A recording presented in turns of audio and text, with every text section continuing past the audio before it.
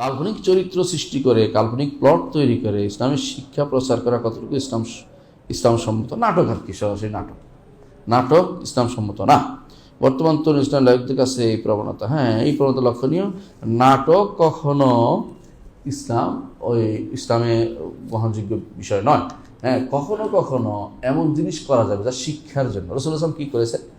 এই মিম্বারে উঠে নামাজ পড়েছে। কেন? দেখার জন্য নামাজ কেমনে পড়তে হয়। কিন্তু তিনি বলেন নাই মিম্বার বাদ দিয়ে কোনো একটা চলো আমরা মহিলা একটা নিয়ে এসে মহিলাদের এরকম কিছু করেন না, মানে যেটা করে আমাদের দেশে নাটক নামে। এবং মিথ্যা কথা দিয়ে যে আমি শয়তানের সাথে একটু কথা বলে নেই, এই জাতীয় জিনিসগুলো মিথ্যা কথা।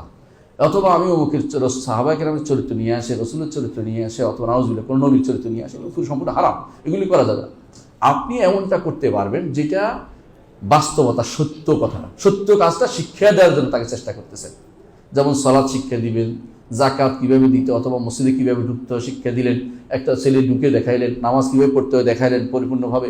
এইগুলি নাটক নয়, এগুলি হচ্ছে শিক্ষা, প্রশিক্ষণ। নাটক হয় ওই সময় যখন আসল তথ্য সেখানে নাই, আপনি একটা দিয়ে দূরবর্তী একটা দিয়ে বোঝাতে চেষ্টা করতেছেন।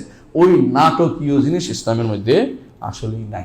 এটা হচ্ছে মানুষের তৈরি করা মন গড়া পদ্ধতি, যা দিয়ে তারা দাওয়াত দিয়া চিন্তা করতেছে। দাওয়াত এত পেছানোর দরকার নেই, সোজা কথা বলবেন, বললে যা হয় হবে, মানলে মানবে, না মানলে আপনার দায়িত্ব শেষ, আপনার দায়িত্ব শেষ।